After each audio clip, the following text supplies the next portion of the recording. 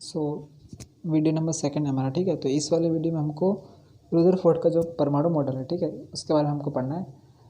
एक जो मुझे लाइन है जो आपको बताना भूल गया, जो मुझे पहले वाले वीडियो में बताना था, उसमें यह था कि जो जे थॉमसन का जो मॉडल था ना, जिसमें मैंने आपको तरबूज वाले का उदाहरण बताया था कि तरबूज का जो लाल वाला भाग होता है, खाने योग्य भाग, वो पूरा पूरा धन आवेशित था, और जो बीज थे मेरे वो ऋण आवेशित भाग थे, यानी इलेक्ट्रॉन बहुत ही कम है, और जो परमाणु जो है वो उसका धन आवेशित जो भाग है वो ज़्यादा है, यानी प्लस वाला भाग ज़्यादा है।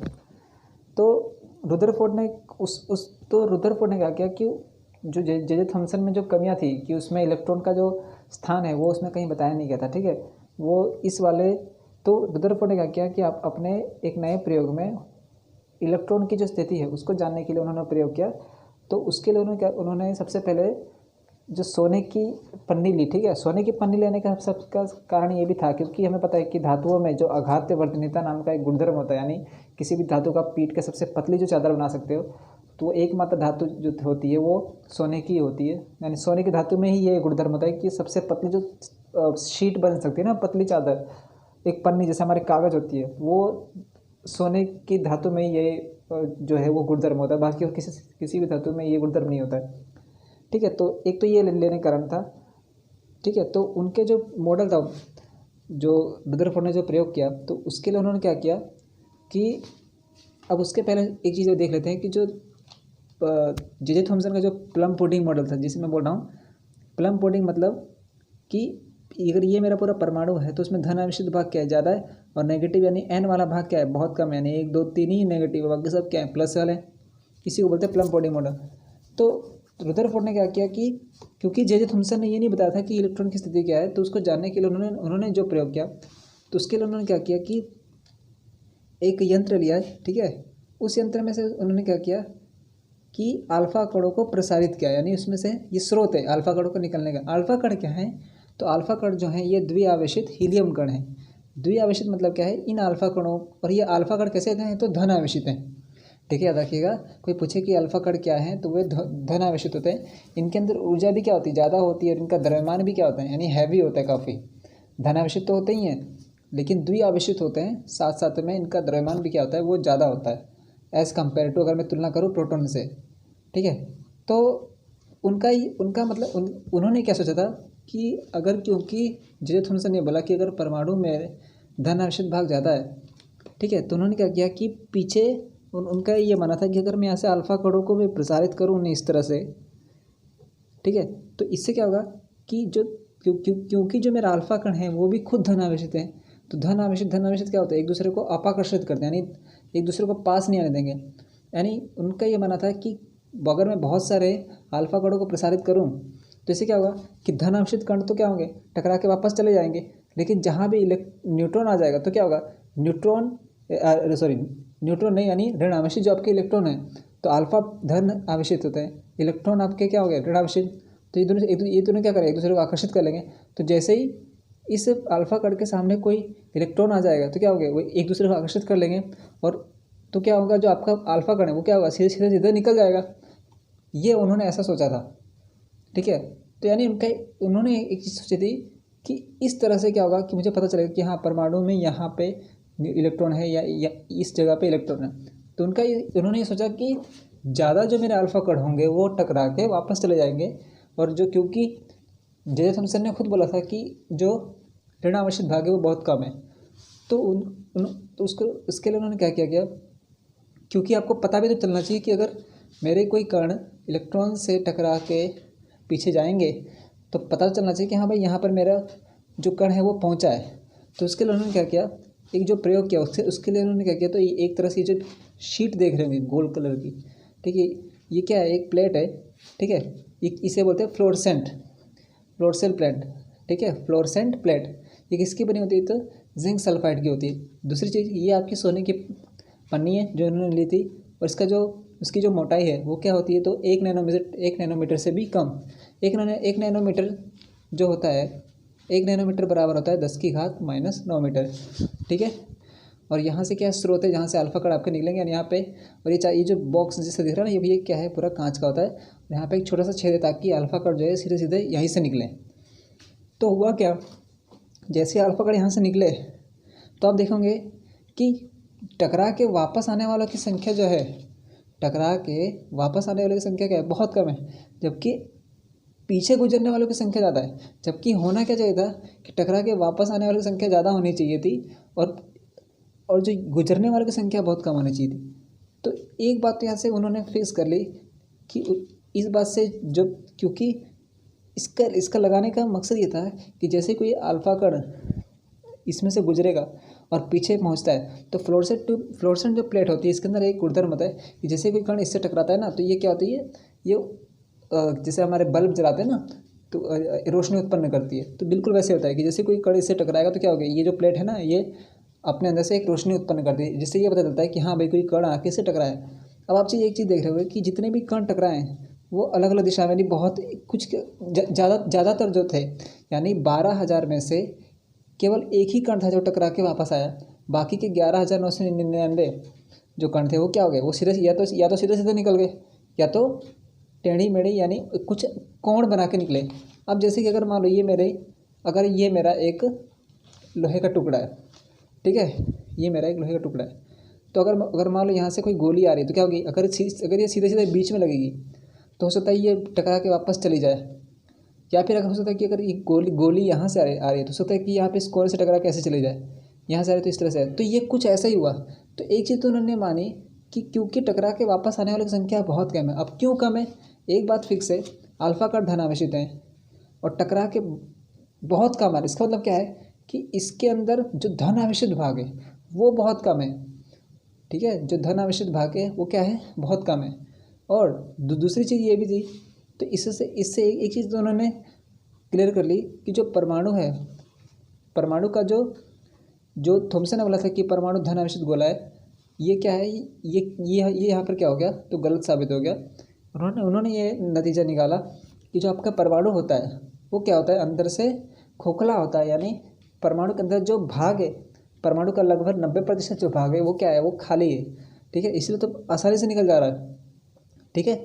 दूसरी चीज़, और इसका एक और नतीजा ये भी निकला कि जो परमाणु के अंदर जहाँ से क्योंकि टकरा के बहुत कम वापस आ रहा है, इसका मतलब क्या हुआ कि परमाणु के अंदर जो धन आवेशित भाग है वो बहुत ही सीमित क्षेत्र में क्या है, पड़ा हुआ है। और इसी सीमित क्षेत्र को यानी, और एक चीज़ और भी बोला उन्होंने कि परमाणु के अंदर जो धन आवेशित भाग है उसी, और वो जहाँ पर स्थित है उसी भाग को उन्होंने क्या नाम दिया, नाभिक दिया, ठीक है।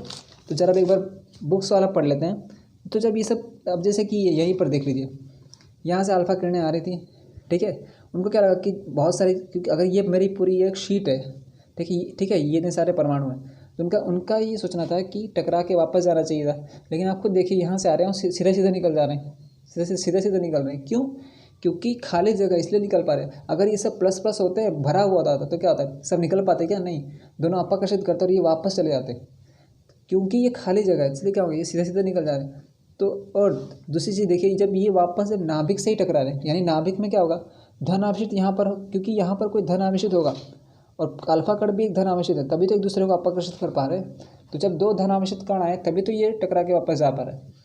तो एक चीज़ तो उन्होंने साफ कर दी कि, तो नतीजा जो उनका नतीजा निकल, यानी कंक्लूजन क्या था कि जो परमाणु के भीतर जो अधिकतर भाग है वो क्या है, तो खाली है, क्योंकि अधिकतर जो अल्फा कण है वो बिना विक्षेपित, मतलब यानी अपनी जो बिना विक्षेपित मतलब होता है टकरा के वापस आना चाहता है, लेकिन वो टकराए नहीं और टकराए भी नहीं, और सीधा सीधा क्या हो गया, निकल गए, बिना विक्षेपित हुए, यानी बिना कोई मार्ग बदले सोने के पन्ने से बाहर निकल जाते हैं। और दूसरी चीज़ ये भी थी कि बहुत कम ऐसे कण थे जो अपने मार्ग से विक्षेपित हुए, यानी अपने जिस मार्ग से गए थे उस मार्ग से अपने मार्ग से भटक गए। तो एक चीज़ और थी, तो पहला क्या था कि परमाणु के भीतर जो अधिकतर भाग है वो क्या है, खाली है। दूसरा पॉइंट उन्होंने क्या बोला कि जो कण जा रहे हैं सोने के पन्ने की ओर, उसमें क्या होता है कि बहुत कम ही अपने मार्ग से विक्षेपित होते हैं, और जिससे ये पता चलता है कि परमाणु में धन आवेशित भाग भी क्या है, बहुत कम है। जबकि थॉमसन का प्लम-फोर्डी मॉडल बोलता है कि परमाणु के अंदर धन आवेशित भाग ज़्यादा था, लेकिन इस प्रयोग से ये पता चल गया कि परमाणु के भीतर के जो भाग है वो खाली भी है, अधिकतर भाग खाली है, और परमाणु के अंदर जो धन आवेशित भाग है वो भी क्या है, बहुत कम है। और तीसरी बात उन्होंने बोली कि बहुत कम ही जो ऐसे अल्फा कण थे जो 180 डिग्री पर विक्षेपित हो, यानी 180 डिग्री का मतलब होता है जैसे कि अगर हम थोड़ा भी मैथ पढ़ा हो तो ये होता है मेरा 180 डिग्री, ये पूरा होता है 360, यानी ऐसे गए और टकरा के वापस ऐसे ही आ गए। तो जब जिस रास्ते से गए थे और वापस उसी रास्ते से वापस चले आते हैं तो उनके बीच में जो कोण होता है वो होता है 180 डिग्री। यानी इसका मतलब क्या हुआ, यानी यहाँ से जो अल्फा कट गए होंगे वो नाभिक से टकरा के वापस चले आएंगे, तभी तो उनके बीच का कोण क्या होगा, 180 होगा।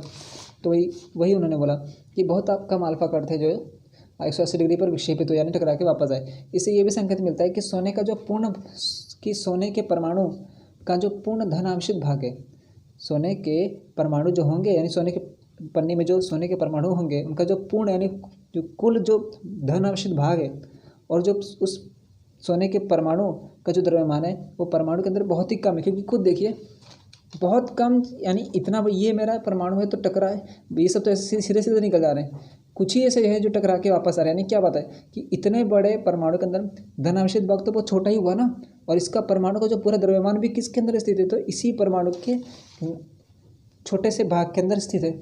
और इसी छोटे से भाग को उन्होंने क्या नाम दिया, तो नाभिक नाम दिया। ठीक है, तो यही द्रव्यमान परमाणु के भीतर बहुत कम आयतन में सीमित है। ठीक है, और उन्होंने ये भी बोला कि नाभिक जो और उस जो भीतर जो भाग है ना उसी को उन्होंने क्या नाम दिया, तो नाभिक नाम दिया। दूसरी चीज़ मैंने बोला कि जो नाभिक की जो त्रिज्या है वो परमाणु की त्रिज्या से 10⁵ गुना छोटी है। ठीक है, याद रखिए कैसे क्वेश्चन पूछ सकते हैं कि नाभिक की त्रिज्या परमाणु की त्रिज्या से कितनी छोटी है, तो 10⁵ गुना छोटी है। ठीक है, अब जो उन्होंने प्रयोग से जो निष्कर्ष निकला वो ये जो आपके एग्जाम में पूछते हैं। ठीक है, तो पहला पॉइंट क्या है कि परमाणु का केंद्र जो धनावेशित, परमाणु का केंद्र कैसा होता है, तो धनावेशित होता है जिसे नाभिक कहा जाता है। और एक परमाणु का लगभग जो पूरा द्रव्यमान होता है वो इसी नाभिक में होता है। यानी अगर ये मेरा एक परमाणु है, ठीक है, ये मेरा एक परमाणु है, तो इस परमाणु का जो पूरा द्रव्यमान है वो किस में होगा, तो इसी नाभिक के अंदर ही होगा। और आपका जो प्रोटॉन है वो भी कहाँ होगा, इसी धनावेशित भाग में होगा। और ये जो नाभिक है वो ये कैसा होता है, तो धनावेशित होता है। ठीक है, परमाणु का नाभिक क्या होता है, तो धनावेशित होता है। इलेक्ट्रॉन क्या हो रहा है, तो इलेक्ट्रॉन नाभिक के चारों तरफ क्या हो रहा है, चक्कर काट रहे हैं। चारों तरफ कैसे घूम रहे हैं, तो चारों ओर घूम रहे हैं। और नाभिक का आकार परमाणु के आकार की तुलना में काफ़ी कम होता है। ठीक है, इलेक्ट्रॉन क्या है, नाभिक के चारों ओर वृत्ताकार घूम रहे हैं और नाभिक का जो आकार है वो परमाणु के आकार की तुलना में काफ़ी कम होता है। ठीक है, लेकिन इसकी कुछ कमियां थी, उन्होंने लगभग सब बता दिया, सही भी था बिल्कुल मॉडल ऑफ रुदरफोर्ड का, लेकिन इसकी कमियां क्या थी, उनका ये मानना था कि अगर जैसे कि अगर ये मान लीजिए ये मेरा कोई परमाणु है, ये मेरा नाभिक है, तो मान लीजिए यहाँ पर ऐसे इलेक्ट्रॉन घूम रहे हैं। ठीक है, अब सीधी सी बात है अगर कोई चीज़ घूम रही है, यानी सीधी सी बात, यानी एक चीज़ तो है कि कोई चीज़ घूम रही है, इसका मतलब क्या है, उसका कुछ वेग होगा। ठीक है, और जहाँ पर वेग की बात आ जाती है, ठीक है, वेग क्या होता है, तो विस्थापन बटे समय होता है, ये सूत्र होता है। ठीक है, विस्थापन मतलब क्या होता है कि, और वेग जो है सदिश राशि है। मतलब क्या है कि अगर कोई चीज़ किसी चीज़ का वेग होता है यानी इसकी कोई दिशा भी होगी, यानी अगर कोई इलेक्ट्रॉन यहाँ पर ऐसे घूम रहा है यानी इसकी दिशा भी इस तरफ है, जैसे इलेक्ट्रॉन यहाँ पर आएगा तो इसकी दिशा ऐसी हो जाएगी, यहाँ पर आएगा तो ऐसी हो जाएगी। मतलब अगर इलेक्ट्रॉन का कुछ वेग है, वृत्ताकार में घूम रही है, मतलब क्या है कि वो अपने अंदर से क्या हो रही है, एक ऊर्जा निकाल रही होगी। भाई किसी अंदर कुछ ऊर्जा तो होगी तभी तो वो चल रही है ना। तो इलेक्ट्रॉन के अंदर क्योंकि इलेक्ट्रॉन नाभिक के चारों ओर एक निश्चित वेग से क्या हो रही है, उस इलेक्ट्रॉन का कुछ वेग होगा जिसके कारण क्या होगी, वो ऊर्जा का व्यय कर रही है, यानी खर्च कर रही है। तो रुदरफोर्ड ने बोला क्योंकि इलेक्ट्रॉन नाभिक के चारों ओर वृत्ताकार कक्षा में घूम रही है, जिसके कारण क्या कर रहे हैं, जिसके कारण इलेक्ट्रॉन के अंदर से ऊर्जा का व्यय हो रहा है। और एक समय ऐसा आएगा कि इलेक्ट्रॉन की जो ऊर्जा है वो क्या होगी, बहुत कम हो जाएगी। और क्योंकि परमाणु के धन आवेशित होता है और इलेक्ट्रॉन माइनस ऋण आवेशित है, तो प्रोटॉन क्या करेगा, इसे अपनी ओर आकर्षित कर लेगा। और एक समय ऐसा आएगा कि ये जाते हुए सीधा आपके नाभिक के अंदर समा जाएगी। और जैसे ही समा जाएगी तो क्या होगा, फिर तो आपके परमाणु का पूरा आकार ही छोटा हो जाएगा, बिल्कुल केंद्र की तरफ हो गया। ठीक है, लेकिन ऐसा होगा नहीं। और जैसे ही इलेक्ट्रॉन नाभिक में समा जाएगा तो तब क्या होगा, परमाणु जो है वो आपका क्या हो जाएगा, अस्थिर हो जाएगा। लेकिन हमें पता है कि परमाणु जो होता है वो स्थिर होता है, प्राकृतिक रूप से परमाणु क्या होता है, स्थिर। तो यहाँ पर जो आके रुदरफोर्ड का जो मॉडल है वो गलत हो जाता है। ठीक है, जब हम नील्स के अब ठीक है, तो ये जो कमियाँ थी इसको दूर किसने किया, तो नील्स बोर के जो परमाणु मॉडल था उन्होंने इस कमी को दूर कर दिया। ठीक है, सो आने वाले लेक्चर में हम लोग उसी प्रयोग के बारे में पढ़ेंगे। ठीक है, सो फिर भी कुछ समझ में ना आया हो ठीक है, तो कमेंट्स बॉक्स में आप लोग ज़रूर लिखिएगा, उसका आंसर ज़रूर दूंगा। ठीक है, तो मिलते हैं नेक्स्ट लेक्चर में।